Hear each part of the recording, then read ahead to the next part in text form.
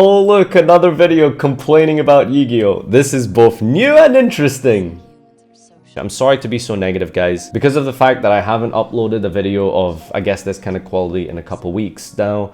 I think it's important that, I don't want to be super negative in things, but it's important that I just tell you how I'm feeling and tell you what's going on. Like, why aren't you doing the funnies, idiot? Why aren't you doing the funnies on the internets? How I fell out of love with Yu-Gi-Oh! I guess is probably a tale that spans around, I guess, perhaps the last 2.5 years or so. So that's a lot to break down, but I've tried to divide this into multiple sections, talking about how mechanically the game has run, talking about the cards themselves, the complexity of the game, and the competitive sort of standpoint, and finally talking about how Konami runs the game as well. These are kind of the 4 main areas that I'll be looking at and breaking down, so feel free to skip ahead wherever. Now, just so you know, as you can tell, I haven't been making a lot of videos and stuff, but that's not because I'm not going to close down my channel or anything. I love talking about the game, creating content about the game, discussing and analyzing the game, but that's very different from playing the game. So this is what this is here. It's pretty much a critique of the actual competitive playing of the game itself. I personally will continue to make content about it because I do, like I said, love making the content about the game, but playing it, rather claw my eyes out. There used to be a point in time where I would literally run home from uni to play on Dueling Book because that's just how much I enjoyed it. The last time that I logged in to play a ranked game on Dueling Book as part of my own hobby and recreational personal time off stream or not for the purpose of a video, I can't remember. At least a year or something. Now, I used to think that Yu-Gi-Oh! Was a great game with a couple of bad spells, bad formats. It's natural. Every card game is going to have that. It's understandable. But for the last 2 years specifically, it feels like format after format after format. It's just been complete suck. It's been awful. And I think that it's no longer a great game with bad spells. I think it's an awful game with some good spells. Because there have been some okay formats. I guess parts of Zoo were okay in 2017. But overall, I think mostly the game has been largely unfun and just terrible and unhealthy. So I'll be talking about, first of all, the mechanics of the game itself, and starting straight off the bat, let's talk about power creep. This is the biggest thing that I think Konami will be seeing as a problem for the future, and I think Master Rule 4 was kind of there to try and curb it. Failed completely, I guess. I don't know, they probably didn't expect the game to get that fast that quickly, or that powerful that quickly. But to give you one single word, and if you're going to take away anything from this video, please make sure you take this point away. The current direction of card design is unsustainable. They cannot sustain this method of creating cards. In order for them to make product and sell the new product without rotation, the only way that they can get you to buy the new stuff is if they make it more powerful, at least from a competitive standpoint. The only way you can get the new cards and stuff like that is if they keep getting stronger and stronger. Like I said, this is an unsustainable form of development for card design, because what you'll have is this shonen anime style effect where there's just, the next powerful card, and then it's like, but wait, there's an even more powerful deck, but wait, there's an even more powerful deck, and then wait, this is my final form. Like, it comes to a point where it's just so ridiculous and cliched that the cards become meaningless, the cards become so far complex, which is a topic I'll talk about near the end and stuff. It's an unsustainable method of, making Yu-Gi-Oh! Go on for, I guess, I don't know how long they plan to make it go on, probably for as long as they can. But the power creep, because of no set rotation, it's unsustainable. That brings me on to set rotation, of course. Yu-Gi-Oh! Is a game without set rotation, and as someone who never played any other card game before Yu-Gi-Oh!, I didn't think of that. It didn't really occur to me that that would be a problem or that, there was a big deal. But I've noticed that it is a big deal. It really is a big deal. After playing other games and stuff, I've realized having no set rotation Yu-Gi-Oh! Is kind of a problem because of the reason I just gave, the ad infinitum power creep, but also because of the fact that your decks that you love from the past, like Dragon Rulers, Shaddoll, Necros, BA, well, I guess not BA, BA is going to be around forever, of course. That's Konami policy. If you read the documents, it says Dante will survive forever and top every event. You might have missed the fine print. Anyway, so those decks will never be played again, and they will never be anywhere near as good as they were. In other games, they could because of rotation, but in Yu-Gi-Oh!, you will never, ever experience that fun and enjoyment that you had when you first summoned your construct in the new set, in the new format, in the new event. you'll never experience that happiness again. And maybe that's for a good thing. Maybe that's how memories are supposed to be in life.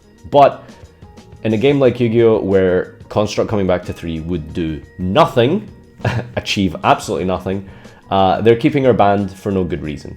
Because without rotation, well, there's no point in having her here. We'll just keep printing more and more busted cards. Which brings me to my next point here, and that is the ban list. The absolute joke of a system that they have for replacing the rotation. And I call it a rotation replacement because that's what it really is. It's designed to rotate out the bad card, the older cards, the more powerful decks from before, and bring you forward to playing the new decks, the new powerful decks. Not a Banlist channel, by the way. Is designed primarily to bring out with the old, in with the new, and that's what happens when you have like these really memorable, amazing decks from the past, like Shaddoll, like Necros and stuff. They will never be playable in the game unless the game gets so far beyond the power creep that those will just be completely worthless. And Dragon Rose can come back as a fun rogue deck, you know? Like, that's the level that we'd have to come to for those cards to come back.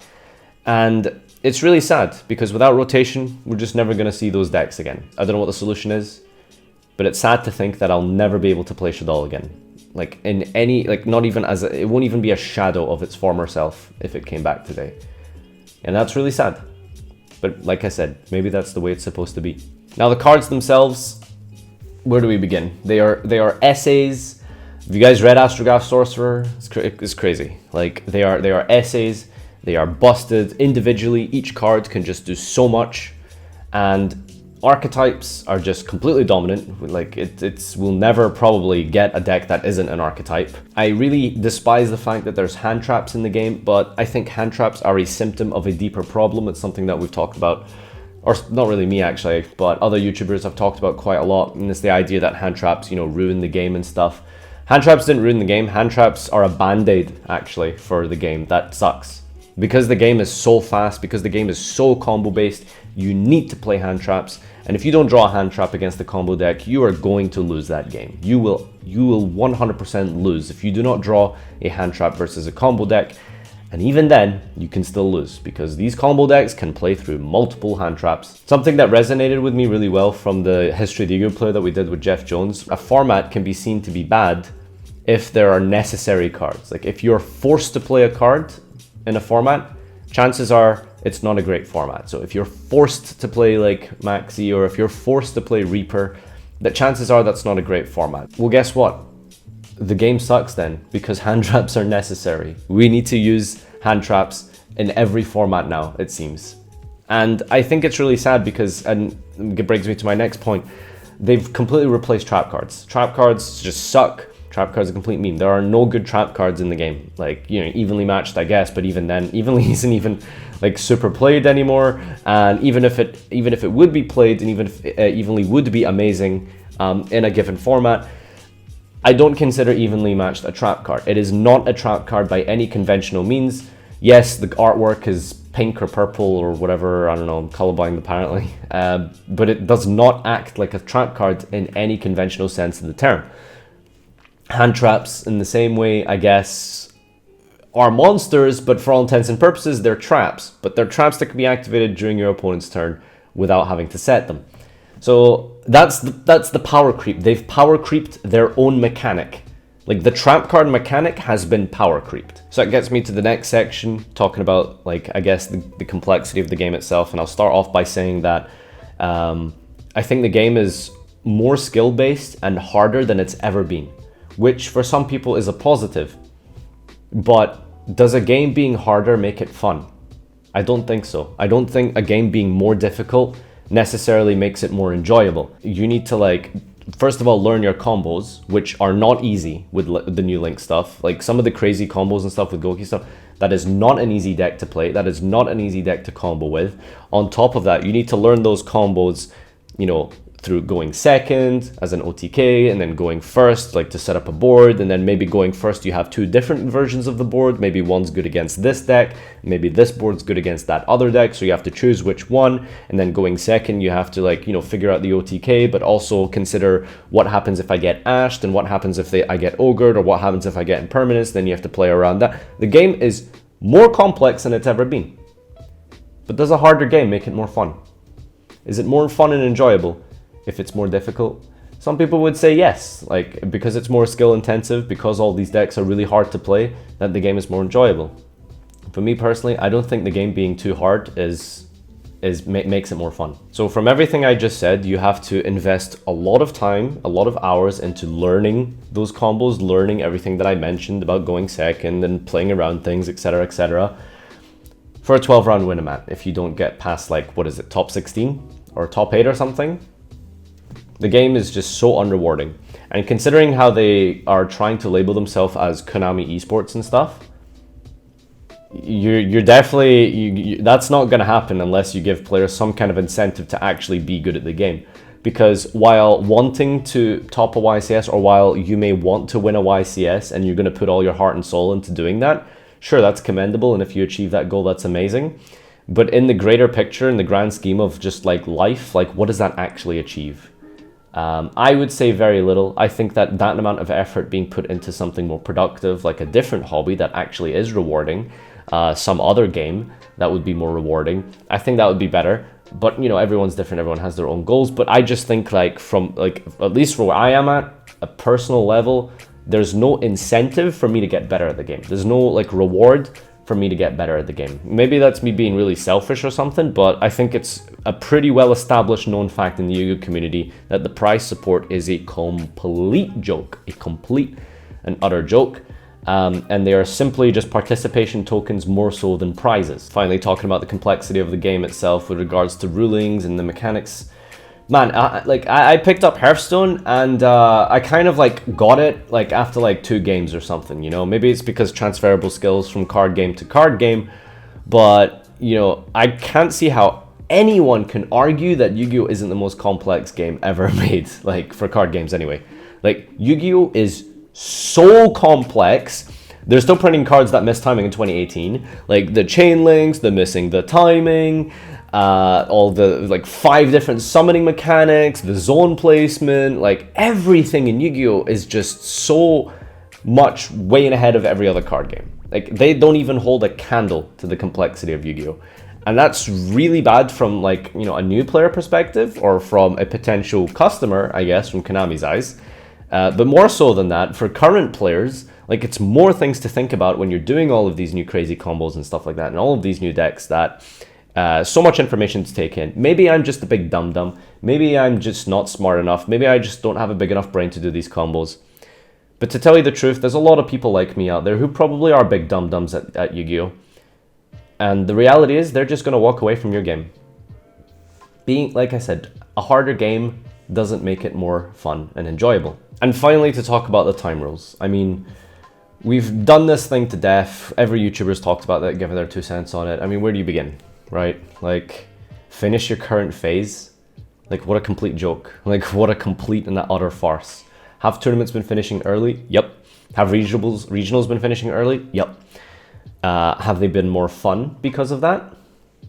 I don't know. I think that finish your phase is unbelievably unfair. I think, you know, finish your turn and then your opponent gets 1 more turn or something like that.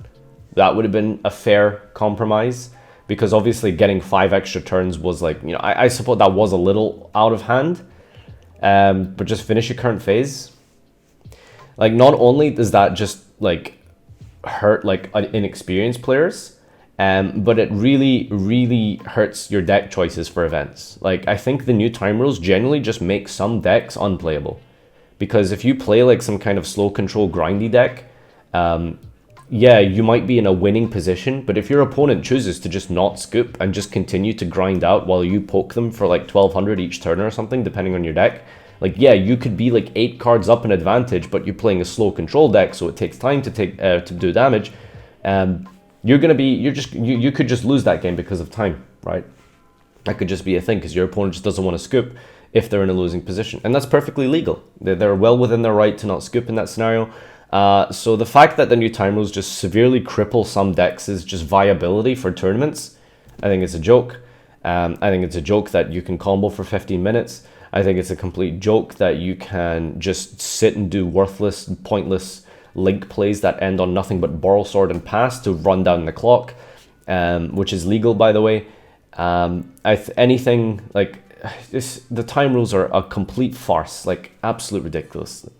I don't know how they got like into the game. There's a lot to say about how the game's run and stuff. You know, few opportunities for content creators. You know, the time rules, like I said, the disconnect with the player base, the lack of communication, the various departments. You know, you have like Konami EU and then US, and then the event organizers, and then the event organizers in the US, and then like the Japanese Konami, and then like they all have to communicate within each other, but they're not the same company, but they're outsourced kind of to each other to do different things. And then Shueisha has to do something, and then TV Tokyo gives the card. Like, it's a mess. Like, it's an absolute mess the way the game's run. You know, it's not, I think, any individual like person's fault. It's the entity as a whole. So much to say here, but I'd rather just like not talk about it too much, because I think overall, like individually, a lot of people at Konami are trying their best and they are trying really hard, and it's commendable.